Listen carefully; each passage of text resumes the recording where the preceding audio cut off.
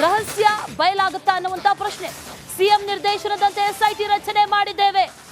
ಗೃಹ ಸಚಿವ ಪರಮೇಶ್ವರ್ ಈಗ ಫಸ್ಟ್ ರಿಯಾಕ್ಷನ್ ಕೊಟ್ಟಿದ್ದಾರೆ. ಮೊದಲ ಪ್ರತಿಕ್ರಿಯೆ ಎಸ್ಐಟಿ ರಚನೆ ಆದ ನಂತರದಲ್ಲಿ ಗೃಹ ಸಚಿವರ ಪ್ರತಿಕ್ರಿಯೆ ಬಂದಿದೆ. ಶವ ಹೂತಿಟ್ಟ ಬಗ್ಗೆ ಮಾತ್ರ ಎಸ್ಐಟಿ ತನಿಖೆ ಮಾಡುತ್ತೆ, ಬೇರೆ ವಿಚಾರಗಳಲ್ಲ. ಈ ಕೇಸ್ ಏನು ರಿಜಿಸ್ಟರ್ ಆಗಿದೆಯಲ್ಲ ಅದರ ಬಗ್ಗೆ ಮಾತ್ರ ಗೃಹ ಸಚಿವ ಪರಮೇಶ್ವರ್ ಮೊದಲ ಪ್ರತಿಕ್ರಿಯೆಯನ್ನ ಕೊಟ್ಟಿದ್ದಾರೆ. ಸಿಎಂ ನಿರ್ದೇಶನದಂತೆ ಎಸ್ಐಟಿ ರಚನೆ ಆಗಿದೆ ಅನ್ನುವಂತ ಮಾತನ್ನ ಹೇಳಿದ್ದಾರೆ. ಆ ನಿಟ್ಟಿನಲ್ಲಿ ನೋಡೋದಾದ್ರೆ ಹಾಗಾದ್ರೆ ಸಿಎಂ ನಿರ್ದೇಶನ ಬಂದಿದೆ. ಸಿಎಂ ಅವರನ್ನ ಭೇಟಿಯಾದ ನಂತರದಲ್ಲಿ ಗೃಹ ಸಚಿವ ಪರಮೇಶ್ವರ್ ಅವರು ಕೂಡ ಈ ವಿಚಾರದ ಬಗ್ಗೆ ಚರ್ಚೆ ಮಾಡಿದ್ರು. ಈಗ ಪರಮೇಶ್ವರ್ ಅವರು ಮಾತಾಡಿದ್ದಾರೆ ನೋಡಿ. ಸಾಕಷ್ಟು ಒತ್ತಡ ಸರ್, ಧರ್ಮಸ್ಥಳದ ವಿಚಾರದಲ್ಲಿ ಸರ್ಕಾರ SIT ರಚನೆ ಮಾಡಿದೆ ಸರ್. ಈಗ ಸಾಕಷ್ಟು ಒತ್ತಡ ಇತ್ತು ಸರ್ಕಾರದ ಮೇಲೂ ಕೂಡ, ಬೇಕು ಬೇಡ ಅನ್ನುವಂಥ ವಾದಗಳು ಕೂಡ ನಡೀತಾ ಇತ್ತು ಸರ್. ಇಲ್ಲ, ನಾವು ಪ್ರಿಲಿಮಿನರಿ ಎನ್ಕ್ವೈರಿ ಆಗಲಿ, ಯಾರು ಅಲ್ಲಿ ಕಂಪ್ಲೇಂಟ್ ಕೊಟ್ಟಿದ್ರು ಅದರಲ್ಲಿ ಪ್ರಿಲಿಮಿನರಿ ಎನ್ಕ್ವೈರಿ ಆಗಲಿ, ಅನಂತರ ಮುಂದೆ ನಾನು ಅವತ್ತೇ ಹೇಳಿದ್ದೆ, ಮುಂದೆ ಅಗತ್ಯ ಬಿದ್ದರೆ ನಾವು ಇನ್ನೂ ಉನ್ನತ ಮಟ್ಟದ ತನಿಖೆ ಮಾಡ್ತೇವೆ ಅಂತ ಹೇಳಿ ನಾನು ಹೇಳಿದ್ದೆ. ನಾವು ಮುಖ್ಯಮಂತ್ರಿಗಳು, ನಾನು ನಮ್ಮ DG ಅವರು ಎಲ್ಲರೂ ಕೂತ್ಕೊಂಡು ಮಾತನಾಡಿ ನಿನ್ನೆ ತೀರ್ಮಾನ ಮಾಡಿದ್ವಿ. ಅದು ಆದೇಶವನ್ನು ನಿನ್ನೆ ಹೊರಡಿಸಿದ್ದಾರೆ. ಮೊಹಂತಿ ಅವರು ಒಬ್ಬ ಹಿರಿಯ ಪೊಲೀಸ್ ಅಧಿಕಾರಿ, ಅವರ ನೇತೃತ್ವದಲ್ಲಿ ಆಗಬೇಕು ಅಂತ ಹೇಳಿ ಮಾಡಿದ್ದಾರೆ.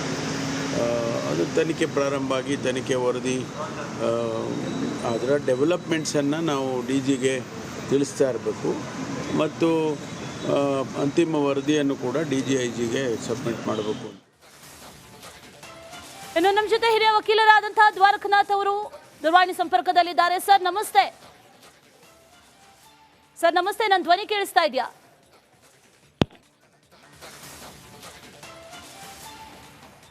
ಮತ್ತೆ ಸಂಪರ್ಕಿಸ್ತೀವಿ, ಸಂಪರ್ಕ ಸಾಧ್ಯ ಆಗಿಲ್ಲ.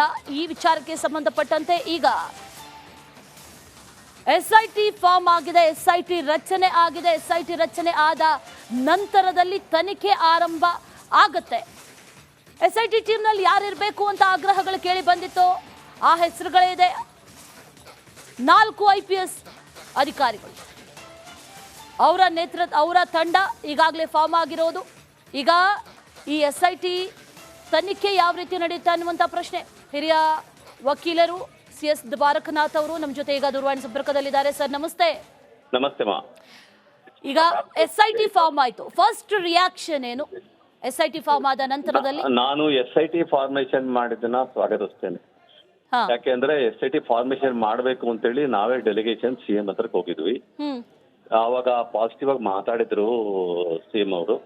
ಆಮೇಲೆ SIT ಯಾವ ರೀತಿ ಫಾರ್ಮೇಶನ್ ಮಾಡಬೇಕು ಅಂತ ಕೂಡ ಅವ್ರಿಗೆ ಡೀಟೇಲ್ಸ್ ಕೊಟ್ಟಿದ್ವಿ. ಅಡ್ವೊಕೇಟ್ಸ್, ಒಂದಷ್ಟು ಜನ ಅಡ್ವೊಕೇಟ್ಸ್ ಹೋಗ್ಬಿಟ್ಟಿದೆ. ಇದನ್ನ ನಾನೇ ಲೀಡ್ ಮಾಡಿದ್ದೆ. ಈಗ ಫಾರ್ಮೇಶನ್ ಆಗಿದೆ. Really I welcome this.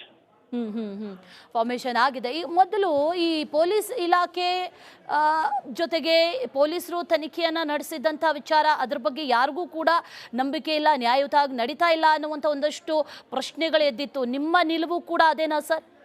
ಖಂಡಿತ.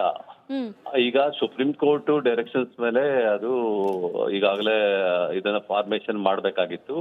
ಮತ್ತು ಸುಪ್ರೀಂ ಕೋರ್ಟ್ ಡೈರೆಕ್ಷನ್ಸ್ ಕೊಟ್ಟ ನಂತರ ಅವರು ಮ್ಯಾಜಿಸ್ಟ್ರೇಟ್ ಮುಂದ್ಗಡೆ 164 ಸ್ಟೇಟ್ಮೆಂಟ್ ಅನ್ನ ರೆಕಾರ್ಡ್ ಆಗಿದೆ. ರೆಕಾರ್ಡ್ ಆದ್ಮೇಲೆ ಎಕ್ಸ್ಯೂಮ್ ಮಾಡಬೇಕಾಗಿತ್ತು ಬಾಡೀಸ್ನ. ಆದ್ರೆ ಈವರೆಗೂ ಕೂಡ ಎಕ್ಸ್ಯೂಮ್ ಮಾಡ್ತಾ ಇರ್ಲಿಲ್ಲ. ಆಮೇಲೆ ಕಂಪ್ಲೇಂಟ್ ಯಾರು ಬಂದಿದ್ರೋ ಅವ್ರಿಗೆ ಪ್ರೊಟೆಕ್ಷನ್ ಇರ್ಲಿಲ್ಲ. ಅವ್ರಿಗೆ ಅಪಿಯರ್ ಆಗಿರ್ತಾ ಇದ್ದಂತ ಅಡ್ವೊಕೇಟ್ಸ್ಗೂ ಕೂಡ ಪ್ರೊಟೆಕ್ಷನ್ ಇರ್ಲಿಲ್ಲ. ಇದೆಲ್ಲ ಕಾರಣಕ್ಕೋಸ್ಕರ SIT ಫಾರ್ಮೇಶನ್ ಮಾಡಬೇಕು ಅಂತೇಳಿ CM ನಾವು ಕೇಳಿದ್ವಿ. ಹೌದು. ಈಗ SIT ಫಾರ್ಮ್ ಆಗಿದೆ. ಈಗ ಗೃಹ ಸಚಿವರು ಒಂದು ಸ್ಟೇಟ್ಮೆಂಟ್ ಕೊಟ್ಟರು. ಈಗ ಯಾವ ಈ ಕೇಸ್ ಏನಿದೆಯಲ್ಲ ಇದಕ್ಕೆ ಮಾತ್ರ SIT ಫಾರ್ಮ್ ಆಗಿರೋದು, ಇದ್ರ ಬಗ್ಗೆ ಮಾತ್ರ ತನಿಖೆ ನಡೆಯುತ್ತೆ. ಇದರ ಹಿಂದೆ ಮುಂದೆ ಅಥವಾ ಇದಕ್ಕೆ ಸಂಬಂಧಪಟ್ಟಂತ ಬೇರೆ ಬೇರೆ ವಿಚಾರ ಅದ್ರ ಬಗ್ಗೆ ಆಗಲ್ಲ. ಹಾಗಾದ್ರೆ ಹಿಂದೆ ಮುಂದೆ ಇದ್ರದ್ದು ಬೇಕಿಲ್ಲ. ಈಗ ಸುಪ್ರೀಂ ಕೋರ್ಟ್ ಅಲ್ಲಿ ಅವರು ಒಪ್ಕೊಂಡಿರೋದೇನು, ಆ ವ್ಯಕ್ತಿ ಹೇಳಿರೋದೇನು ಸುಪ್ರೀಂ ಕೋರ್ಟ್ ಮುಂದ್ಗಡೆ ಸುಮಾರು 100 ಜನನ ನಾನು ಓದಿದ್ದೀನಿ ಅಂತ. ಅದರಲ್ಲೂ ಕೂಡ ಹೆಣ್ಣು ಮಕ್ಕಳು ಬಹಳ ಜನನ ರೇಪ್ ಮಾಡಿ ಬಹಳ ಕ್ರೂಯಲ್ ಆಗಿ ಕೊಂದು ಅವ್ರನ್ನ ಬರಿ ಮಾಡಿದ್ದಾರೆ ಅಂತ ಅನ್ನೋದು ಒಂದು. ಇನ್ನೊಂದು ಬೆಗ್ಗರ್ಸ್ ನ ಬರಿ ಮಾಡಿದ್ದಾರೆ ಅಂತ ಅನ್ನೋದು. ಈ ತರದ ಅಪಾದನೆಗಳು ಅವ್ರ ಕಂಪ್ಲೇಂಟ್ ಅಲ್ಲೇ ಇದೆ. ಆ ಕಂಪ್ಲೇಂಟ್ ನ ತಾವು ನೋಡಬಹುದು. ಅದಾದ ನಂತರ ಅದ್ರ ಆಧಾರದ ಮೇಲೆನೆ ಈಗ SIT ಫಾರ್ಮೇಶನ್ ಮಾಡ್ತಾ ಇರೋದ್ರಿಂದ ಈಗ ಅದೇ ರೀತಿಯಲ್ಲೇ ಇದೊಂದೇ ಕೇಸ್ಗೆ ಎಕ್ಸ್ಕ್ಲೂಸಿವ್ ಆಗಿ SIT ಫಾರ್ಮೇಶನ್ ಮಾಡ್ಬೇಕು.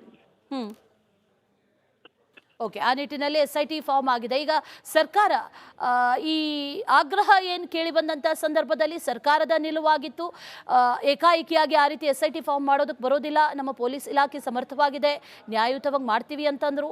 ಈಗ SIT ಫಾರ್ಮ್ ಆಗಿದೆ, ಒಂದಷ್ಟು ಬೆಳವಣಿಗೆಗಳು ಅದರ ಮಧ್ಯದಲ್ಲಿ ನಡೆದಿದೆ ಅನ್ನುವಂಥದ್ದು ವಿಚಾರಗಳು ಗೊತ್ತೇ ಇರುವಂಥದ್ದು. ಆ ಬೆಳವಣಿಗೆಗಳು ಏನೇನು ನಡೀತು, ಜೊತೆಯಲ್ಲಿ ನಿಮ್ಮ ಆಗ್ರಹ ಅಥವಾ ನಿಮ್ಮ ಒತ್ತಡ ಯಾವ ರೀತಿ ಆಗಿತ್ತು? ನಾವು ಒಂದಷ್ಟು ಜನ ಅಡ್ವೊಕೇಟ್ಸ್ ಅಬೌಟ್ 4 days ಬ್ಯಾಕ್ ನಾವು CM ಮೀಟ್ ಮಾಡಿ SIT ಫಾರ್ಮೇಶನ್ ಅಂತ ಕೇಳಿದ್ವಿ. ವೆರಿ ನೆಕ್ಸ್ಟ್ ಡೇ ನಾನು ಮತ್ತು ಬಾಲನ್ ಅವರು ಮತ್ತು ಸುಪ್ರೀಂ ಕೋರ್ಟ್ ನ ನ್ಯಾಯಮೂರ್ತಿಗಳಾದಂತಹ ಗೋಪಾಲ್ ಗೌಡ್ರು 2 ಜನ ಪ್ರೆಸ್ ಕಾನ್ಫರೆನ್ಸ್ ಮಾಡಿ SIT ನ ಯಾಕೆ ಫಾರ್ಮೇಶನ್ ಮಾಡಬೇಕು ಅಂತ ಹೇಳಿದ್ವಿ. ಅದಾದ್ಮೇಲೆ ಅವರು ರಿಯಾಕ್ಟ್ ಮಾಡಿದ್ರು.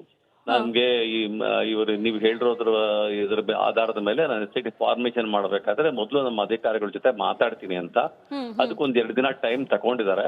ಟೈಮ್ ತಗೊಂಡು ಈಗ ಇವತ್ತು SIT ಫಾರ್ಮೇಶನ್ ಮಾಡಿದ್ದಾರೆ ಅಂತ ಹೇಳಿ ನನಗೆ ಸುದ್ದಿ ಬಂದಿದೆ. ಅದನ್ನ ವೆಲ್ಕಮ್ ಮಾಡ್ತಾರೆ. Okay, all right sir.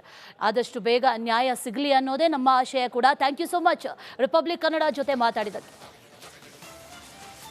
ಸಾಕಷ್ಟು ವಿಚಾರಗಳಿದೆ, ಆದರೆ ಗೃಹ ಸಚಿವರು ನೀಡಿದಂಥ ಸ್ಟೇಟ್ಮೆಂಟ್ ಅನ್ನ ಗಮನಿಸಿದ್ರೆ ಬೇರೆ ಬೇರೆ ಕೇಸ್ಗಳ ತನಿಖೆಗಳು ಇಲ್ಲಿ ನಡೆಯೋದಿಲ್ಲ. ಆದರೆ ಈ ಕೇಸ್ನ ತನಿಖೆ ನಡೀತಾ ಹೋದಂಥ ಸಂದರ್ಭದಲ್ಲಿ ಆ ಕೇಸ್ಗಳೆಲ್ಲವೂ ಕೂಡ ತಳುಕು ಹಾಕೊಳ್ಳುವಂಥ ಎಲ್ಲ ಸಾಧ್ಯತೆಗಳಿದೆ.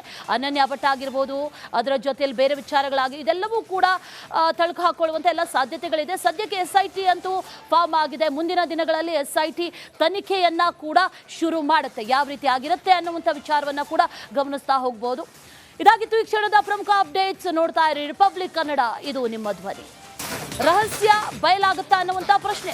CM ನಿರ್ದೇಶನದಂತೆ SIT ರಚನೆ ಮಾಡಿದ್ದೇವೆ. ಗೃಹ ಸಚಿವ ಪರಮೇಶ್ವರ್ ಈಗ ಫಸ್ಟ್ ರಿಯಾಕ್ಷನ್ ಕೊಟ್ಟಿದ್ದಾರೆ. ಮೊದಲ ಪ್ರತಿಕ್ರಿಯೆ SIT ರಚನೆ ಆದ ನಂತರದಲ್ಲಿ ಗೃಹ ಸಚಿವರ ಪ್ರತಿಕ್ರಿಯೆ ಬಂದಿದೆ. ಶವಹುತಿಟ್ಟ ಬಗ್ಗೆ ಮಾತ್ರ SIT ತನಿಖೆ ಮಾಡುತ್ತೆ, ಬೇರೆ ವಿಚಾರಗಳಲ್ಲ. ಈ ಕೇಸ್ ಏನು ರಿಜಿಸ್ಟರ್ ಆಗಿದೆಯಲ್ಲ ಅದರ ಬಗ್ಗೆ ಮಾತ್ರ ಗೃಹ ಸಚಿವ ಪರಮೇಶ್ವರ್ ಮೊದಲ ಪ್ರತಿಕ್ರಿಯೆಯನ್ನ ಕೊಟ್ಟಿದ್ದಾರೆ. CM ನಿರ್ದೇಶನದಂತೆ SIT ರಚನೆ ಆಗಿದೆ ಅನ್ನುವಂತ ಮಾತನ್ನ ಹೇಳಿದ್ದಾರೆ. ಆ ನಿಟ್ಟಿನಲ್ಲಿ ನೋಡೋದಾದ್ರೆ ಹಾಗಾದ್ರೆ CM ನಿರ್ದೇಶನ ಬಂದಿದೆ. CM ಅವರನ್ನ ಭೇಟಿಯಾದ ನಂತರದಲ್ಲಿ ಗೃಹ ಸಚಿವ ಪರಮೇಶ್ವರ್ ಅವರು ಕೂಡ ಈ ವಿಚಾರದ ಬಗ್ಗೆ ಚರ್ಚೆ ಮಾಡಿದ್ರು. ಈಗ ಪರಮೇಶ್ವರ್ ಅವರು ಮಾತಾಡಿದ್ದಾರೆ ನೋಡಿ. ಸಾಕಷ್ಟು ಒತ್ತಡ ಸರ್, ಧರ್ಮಸ್ಥಳದ ವಿಚಾರದಲ್ಲಿ ಸರ್ಕಾರ SIT ರಚನೆ ಮಾಡಿದೆ ಸರ್. ಈಗ ಸಾಕಷ್ಟು ಒತ್ತಡ ಇತ್ತು ಸರ್ಕಾರದ ಮೇಲೂ ಕೂಡ, ಬೇಕು ಬೇಡ ಅನ್ನುವಂಥ ವಾದಗಳು ಕೂಡ ನಡೀತಾ ಇತ್ತು ಸರ್.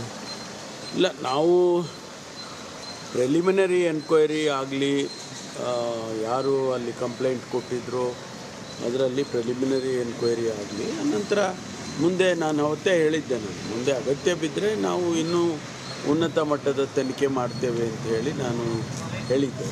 ನಾವು ಮುಖ್ಯಮಂತ್ರಿಗಳು, ನಾನು, ನಮ್ಮ DG ಅವರು ಎಲ್ಲರೂ ಕೂತ್ಕೊಂಡು ಮಾತನಾಡಿ ನಿನ್ನೆ ತೀರ್ಮಾನ ಮಾಡಿದ್ವಿ. ಆದೇಶವನ್ನು ನಿನ್ನೆ ಹೊರಡಿಸಿದ್ದಾರೆ. ಮೊಹಂತಿ ಅವರು ಒಬ್ಬ ಹಿರಿಯ ಪೊಲೀಸ್ ಅಧಿಕಾರಿ, ಅವರ ನೇತೃತ್ವದಲ್ಲಿ ಆಗಬೇಕು ಅಂತ ಹೇಳಿ ಮಾಡಿದ್ದಾರೆ. ಅದು ತನಿಖೆ ಪ್ರಾರಂಭ ಆಗಿ ತನಿಖೆ ವರದಿ, ಅದರ ಡೆವಲಪ್ಮೆಂಟ್ಸನ್ನು ನಾವು DGಗೆ ತಿಳಿಸ್ತಾ ಇರಬೇಕು ಮತ್ತು ಅಂತಿಮ ವರದಿಯನ್ನು ಕೂಡ DGIGಗೆ ಸಬ್ಮಿಟ್ ಮಾಡಬೇಕು. ಇನ್ನು ನಮ್ಮ ಜೊತೆ ಹಿರಿಯ ವಕೀಲರಾದಂತಹ ದ್ವಾರಕನಾಥ್ ಅವರು ದೂರವಾಣಿ ಸಂಪರ್ಕದಲ್ಲಿದ್ದಾರೆ. ಸರ್ ನಮಸ್ತೆ. ಸರ್ ನಮಸ್ತೆ, ನನ್ನ ಧ್ವನಿ ಕೇಳಿಸ್ತಾ ಇದೆಯಾ?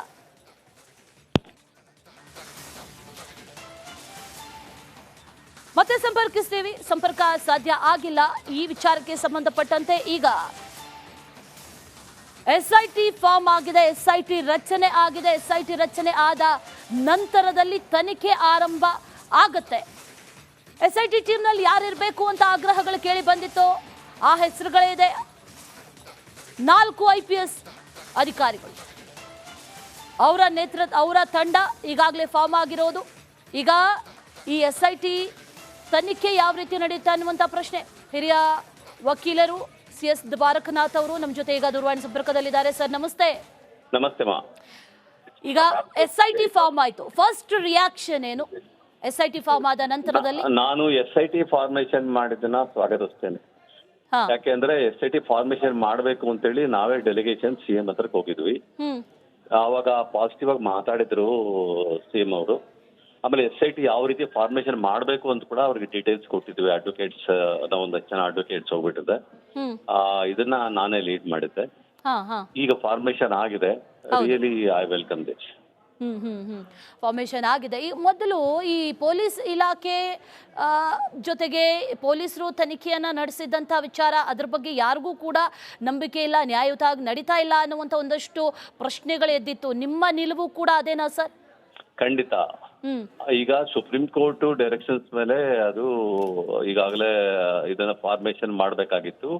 ಮತ್ತು ಸುಪ್ರೀಂ ಕೋರ್ಟ್ ಡೈರೆಕ್ಷನ್ಸ್ ಕೊಟ್ಟ ನಂತರ ಅವರು ಮ್ಯಾಜಿಸ್ಟ್ರೇಟ್ ಮುಂದ್ಗಡೆ 164 ಸ್ಟೇಟ್ಮೆಂಟ್ ಅನ್ನ ರೆಕಾರ್ಡ್ ಆಗಿದೆ. ರೆಕಾರ್ಡ್ ಆದ್ಮೇಲೆ ಎಕ್ಸ್ಯೂಮ್ ಮಾಡಬೇಕಾಗಿತ್ತು ಬಾಡೀಸ್ನ. ಆದ್ರೆ ಈವರೆಗೂ ಕೂಡ ಎಕ್ಸ್ಯೂಮ್ ಮಾಡ್ತಾ ಇರ್ಲಿಲ್ಲ. ಆಮೇಲೆ ಕಂಪ್ಲೇಂಟ್ ಯಾರು ಬಂದಿದ್ರೋ ಅವ್ರಿಗೆ ಪ್ರೊಟೆಕ್ಷನ್ ಇರ್ಲಿಲ್ಲ.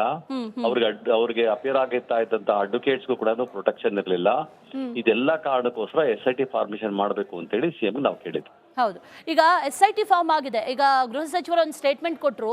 ಈಗ ಯಾವ ಈ ಕೇಸ್ ಏನಿದೆಯಲ್ಲ ಇದಕ್ಕೆ ಮಾತ್ರ SIT ಫಾರ್ಮ್ ಆಗಿರೋದು, ಇದ್ರ ಬಗ್ಗೆ ಮಾತ್ರ ತನಿಖೆ ನಡೆಯುತ್ತೆ. ಇದರ ಹಿಂದೆ ಮುಂದೆ ಅಥವಾ ಇದಕ್ಕೆ ಸಂಬಂಧಪಟ್ಟಂತ ಬೇರೆ ಬೇರೆ ಅದ್ರ ಬಗ್ಗೆ ಆಗಲ್ಲ. ಹಾಗಾದ್ರೆ ಹಿಂದೆ ಮುಂದೆ ಇದ್ರದ್ದು ಬೇಕಿಲ್ಲ.